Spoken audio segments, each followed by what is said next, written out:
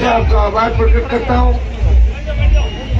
मेरे साथ आए हुए लालचंद जी, सीताराम जी और तमाम राष्ट्रीय लोकतांत्रिक पार्टी के भाई मदन जी, ठाकुर साहब, तमाम जो टीम यहाँ पे आई है, इन सबको मैं धन्यवाद दूंगा कि ये लगातार सुजानगढ़ सरदार से उपचुनाव से लेके अभी तक बात के लिए धन्यवाद कि मैं पहले भी टीडीएस के अंदर आया था, शायद सीकर की रैली के टाइम और बीकानेर की रैली के टाइम आपने हजारों की तादाद में कार्यक्रम भी किया और मेरे हर कार्यक्रम में और सबकी इच्छा थी आज बहुत बड़े कार्यक्रम थे, लेकिन रतनगढ़ और चूरू जिले से बहुत बड़ा लगाव मेरा है। आपने हमेशा मेरा साथ दिया और मैं आपको विश्वास दिलाता हूँ अगला कार्यक्रम चूंकि बड़ा कार्यक्रम है, आप सब लोग अभी जवान मेरे साथ चलेंगे उस कार्यक्रम के अंदर, वहां मैं लंबी चौड़ी बात कहूंगा। मैं आपको भी एक अपील करूंगा कि जिस तरह का हालात देश और प्रदेश के अंदर बन रहे हैं, लोकतंत्र खतरे के अंदर है, जो बोलेगा उसके खिलाफ सरकार हो जाएगी, सड़क पर आप करे बैठेंगे, मुकदमे दर्ज हो जाएंगे, ज्यादा बोलोगे जेल करा देंगे, चुनाव नहीं लड़ने देंगे। भाइयों, इस हालत से अपन पार कैसे पाए? आपको मजबूत राजनीति राजस्थान के अंदर इस तरह का फ्रंट खड़ा करना होगा कि आम आदमी को इस तरह थाने तहसील कचहरी के चक्कर नहीं काटने पड़े। आपने कांग्रेस का राज भी देखा, भारतीय जनता पार्टी का राज भी देखा, आप ज्यादातर जो समझदार है दोनों सरकारें आपने देखी। मिलाजुली का खेल राजस्थान के अंदर चल रहा है और मिलाजुली का ऐसा खेल चल रहा है कि कोरोना गहलोत को हुआ और वसुंधरा को भी कोरोना हो गया। इसी तरह भाई कोरोना होने का मतलब मिलाजुली का खेल है, एक साथ हुआ एक रिश्ते के अंदर। तो भाइयों, मैं सर्व समाज को अपील करता हूँ कि दोबारा हमारे जैसे लड़ाके रोज रोज नहीं मिलेंगे। और अभी मेरे को 25 साल का तो हो नहीं कि 15 साल और लड़ लूंगा, उम्र मेरी भी बढ़ रही है, फिर दोबारा कहाँ से आदमी जाओगे? फिर 23 के अंदर पूरी ताकत के साथ एक एक सीट पे, कोई जरूरी नहीं सचिन पायलट हमारे साथ है, वो कांग्रेस में भी रह सकते हैं। मैंने तो कहा था कि पायलट अगर बाहर आ जाए और पार्टी बनाए तो गुर्जर समाज के साथ साथ नौजवानों में इधर वो बढ़े, आप सब लोग बढ़ो तो 100 पार सीट हो सकती है। बीजेपी वाले जी मान रहे कि हमारी 150 सीट घर बैठे आ गई और ये और कहते हैं कि वोट देंगे कहाँ पे, अपना आप ही देंगे हमारे को।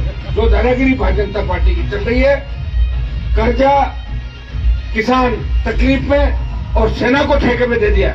भाइयों, कोई सुनने वाला नहीं है। मैंने देखा कि जो सेना को ठेके पे दिया और लोकसभा में इस मामले को कांग्रेस के लोग और अन्य लोग उठाएंगे, किसी ने नहीं उठा। एक व्यक्ति लड़ रहा किसान के बेटों के लिए सेना के सम्मान में, वो हनुमान बेनीवाल है। मेरे तो कोई रिश्तेदार सेना के अंदर नहीं है, लेकिन मैं जब आपकी पीड़ा देखता हूँ, आपका जोश जज्बा देखता हूँ, तो मैं सोचता हूँ भगवान ने मुझे उस उम्र के अंदर संघर्ष का दिया। मैं 10, 15, 20 साल लड़ सकता हूँ और मैं लड़ते लड़ते हो गए मुझे 20 साल सत्ता को ठोकर मार के।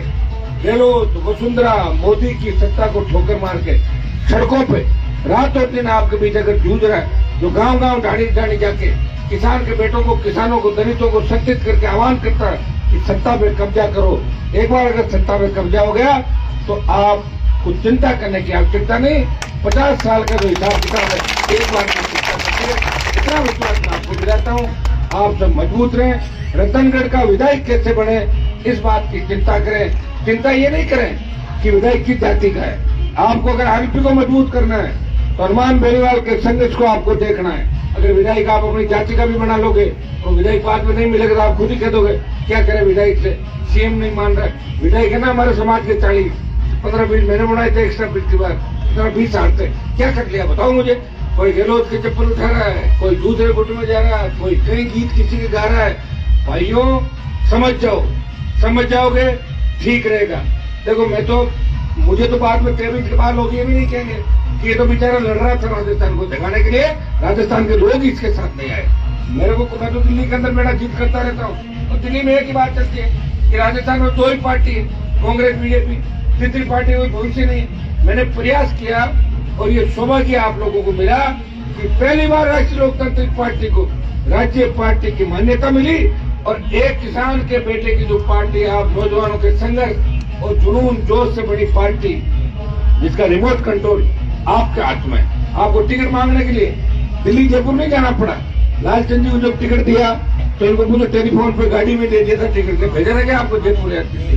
बाकी बेचारे जयपुर में धक्के खाए थे, कोई दिल्ली में धक्के खाने टिकट के लिए। ये तो आपकी खुद की पार्टी है, पंचायत पालिका चुनाव लड़ने में आया था प्रचार के अंदर, और रतनगढ़ में जोश और जज्बा है।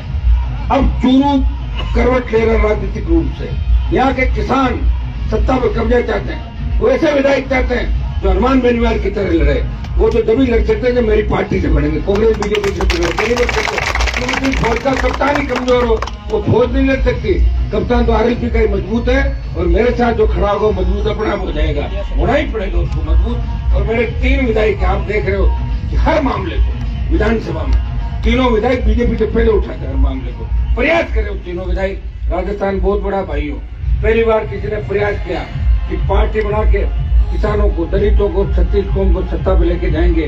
हम चाहते हैं सर राजस्थान हो जहाँ पेपर लीक की घटनाएं नहीं हो, अपराध नहीं हो, भ्रष्टाचार नहीं हो, रोजगार की गारंटी हो डिग्री से पहले, और हमारी बहन बेटियां सुरक्षित रहे राजस्थान के अंदर। हम लोग मुझे पूछ रहे हैं कि आरएलपी का उद्देश्य क्या? आरएलपी का उद्देश्य नहीं, आरएलपी तो बड़ी उद्देश्य के लिए थी। उकार मार रैलियों के बाद हमने उकार रैलियों में कहा कर्ज मुक्त किसान, फ्री बिजली, टोल, किस बात का टोल ले रहे हो भाई?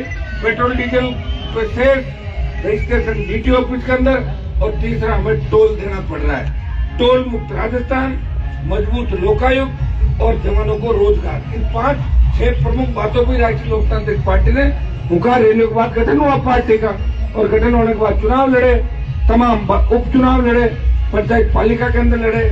और आपने देखा होगा मैं अकेला व्यक्ति हूँ जो सुबह 3-3, 4-4 बजे तक इस राजस्थान के ढाणी गांव के अंदर घूमता रहा, और घूमते घूमते मुझे 15-20 साल हो गए।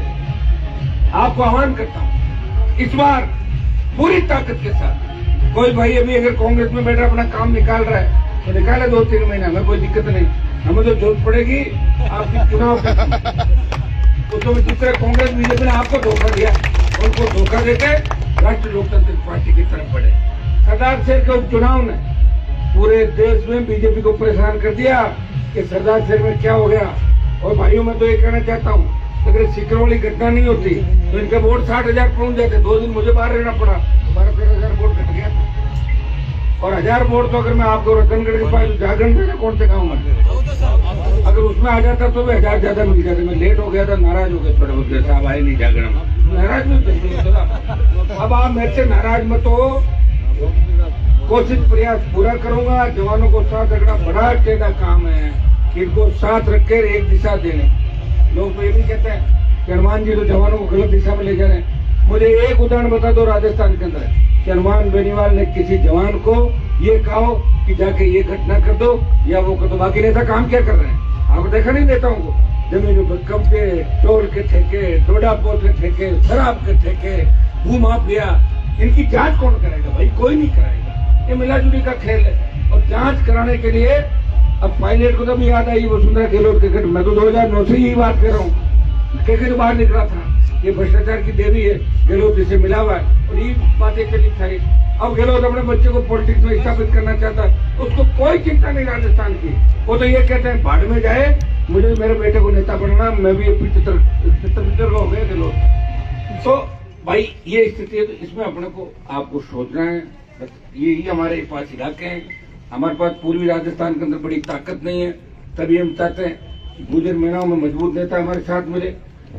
ये ठाकुर साहब बैठे हैं, राजपूत समाज के नेता भी हमारे साथ आए, मेघवाल समाज के नेता धीरे धीरे हमारे साथ आ रहे हैं। ये बाली जी, ये लोग बैठे हैं, तो हमारे तो प्रदेश अध्यक्ष मेघवाल हैं, सीताराम जी नाइक बैठे हैं। लेकिन बड़ा चेहरा कोई मंत्री, विधायक ये आरएलपी में शामिल हो। मैं उनको कहता हूँ कि साहब हम आपकी तरफ आ जाएंगे। मैं कब कि जैसे हमारी टिकट कटेगी जब आ जाएंगे। मैं वेट करूंगा कि आप ही जो स्विच ऑफ कर लो, मैं कहाँ चलाऊंगा फिर बताओ मुझे। लड़ना नहीं चाहते, सब चाहते हैं परोसी हुई थाली मिले और भोजन कर लें और लूट खसोट कर लें। मैं उनको ये भी कहता हूँ कि अगर आरएलपी में आ गए तो ये सोचना कि भ्रष्टाचार नहीं होगा, ये भी तय करके आना। ये तो आना ही मत, आओ तो यहाँ आरएलपी के रीति नीति से ही चलना होगा। और भाइयों मैं तो ऐसा व्यक्ति हूँ कि अगर मुझे पता लगे कि मेरे साथ चलने वाला व्यक्ति भी कोई गड़बड़ कर रहा है तो मैं गाड़ी रोक के कहता हूँ आप पधारो अपने घर पे, मेरे साथ चलने की आवश्यकता नहीं। मुझे जानकारी होनी चाहिए, बिना जानकारी तो कुछ भी हो सकता है, क्या पता लगे। लेकिन जानकारी में आने के बाद आपने मुझे देखा है कई तरह के लोग आरोप लगाते थे कि हनुमान जी तो जाति की राजनीति करते हैं। आप ये बताएं कि मैं अगर जाति की राजनीति करता तो सबसे ज्यादा जो 5 लाख 7 लाख की संख्या रैलियों में हुई हनुमान बेनीवाल की रैली में हुई। राजस्थान में तो मोदी 2 लाख क्रॉस कर पाया और न राहुल और इंदिरा गांधी 2 लाख क्रॉस कर पाए। ये आपके जोश जुनून का एक परिणाम था कि अपने अपने साधनों से जब अग्निपथ की जोधपुर में रैली करी, 5 दिन में 2 लाख जवान जोधपुर में इकट्ठा मोदी को चेतावनी देते, मोदी जी हमारे दिल्ली की तरफ। और भाइयों कोई नहीं बोल रहा देश के अंदर।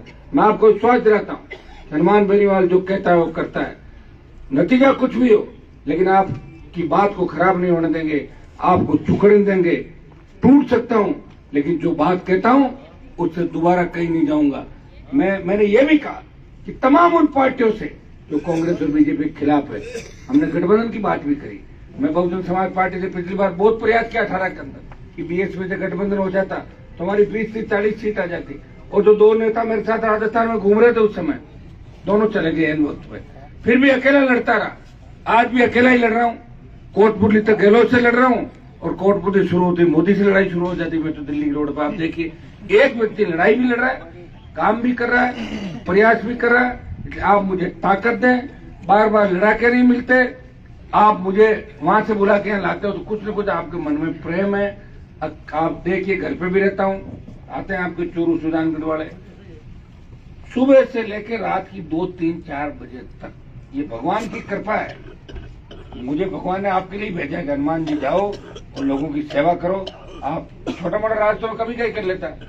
ये आपके मंत्री जो घूम रहे चूरू जिले के मंत्री जी इनको 3 में बढ़ जाता है। तो चप्पल ही उठाने जोर क्या, चप्पल उठा के जब मंत्री जी हो गए तो भाई हनुमान बेनीवाल वो नेता है जिसने राजस्थान का सम्मान इस देश में बढ़ाया। और प्रधानमंत्री भी ये कहते हैं यार हनुमान क्या करेगा।